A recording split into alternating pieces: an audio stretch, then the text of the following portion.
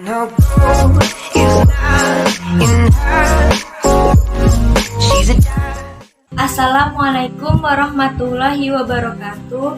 Saya Arini Rahma Suci Taufik dengan NIM 2102010001. Di sini saya akan mempresentasikan materi tentang konsep kebutuhan cairan yang diampu oleh Ibu Nurse Isnaniar SCAP MCAP dengan mata kuliah keperawatan dasar. Jadi apa sih kebutuhan cairan itu? Kebutuhan cairan merupakan bagian dari kebutuhan dasar manusia secara fisiologis yang memiliki proporsi besar dalam bagian tubuh, hampir 90% dari total berat badan. Sisanya merupakan bagian padat dari tubuh. Elektrolit terdapat pada seluruh cairan tubuh. Kebutuhan cairan dan elektrolit adalah suatu proses dinamik karena metabolisme tubuh membutuhkan perubahan yang tetap untuk berperan terhadap lingkungan. Volume cairan tubuh. Total jumlah volume cairan tubuh kira-kira 60% dari berat badan pria dan 50% dari berat badan wanita. Jumlah volume ini tergantung pada kandungan lemak badan dan usia. Lemak sangat sedikit menyimpan cairan. Lemak pada wanita lebih banyak daripada pria, sehingga jumlah volume cairan wanita lebih rendah. Usia juga berpengaruh terhadap jumlah volume cairan. Semakin tua usia, semakin sedikit kandungan airnya. Karakteristik volume cairan tubuh. Bayi baru lahir, volume cairan tubuhnya 70% sampai 80% dari berat badan. Usia 1 tahun, volume cairan tubuhnya 60% dari berat badan. Pubertas sampai dengan usia 39 tahun, pria volume cairan tubuhnya 60% dari berat badan. Sedangkan wanita volume cairan tubuhnya 52% dari berat badan. Usia 40 sampai 60 tahun. Pria volume cairan tubuhnya 55 dari berat badan, sedangkan wanita 47% dari berat badan.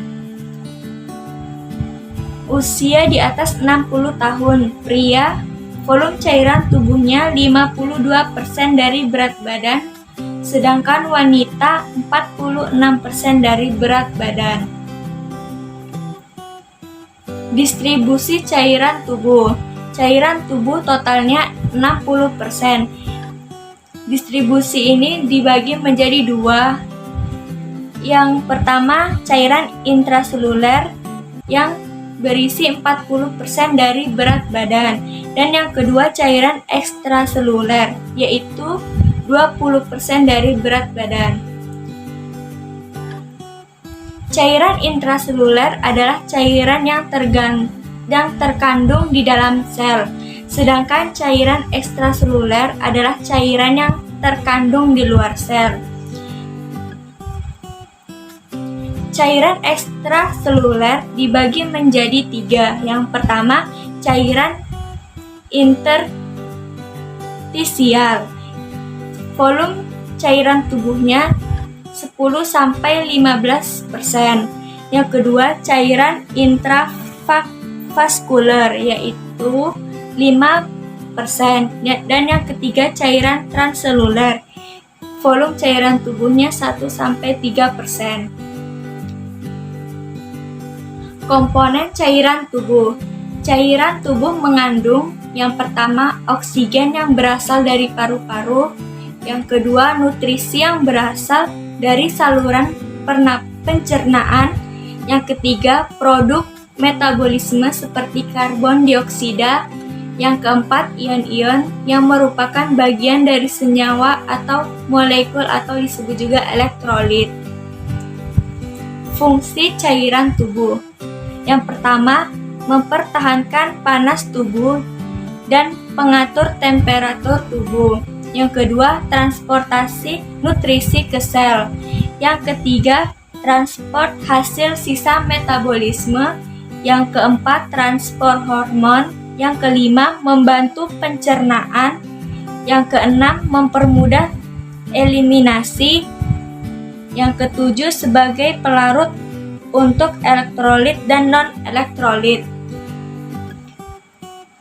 Faktor yang mempengaruhi kebutuhan cairan. Yang keempat, usia.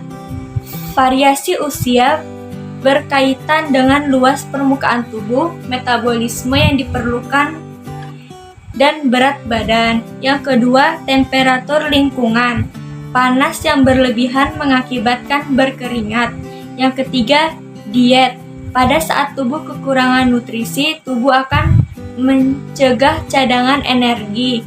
Yang keempat, stres. Stres dapat menimbulkan peningkatan metabolisme sel, konsentrasi darah, dan glikosis otot.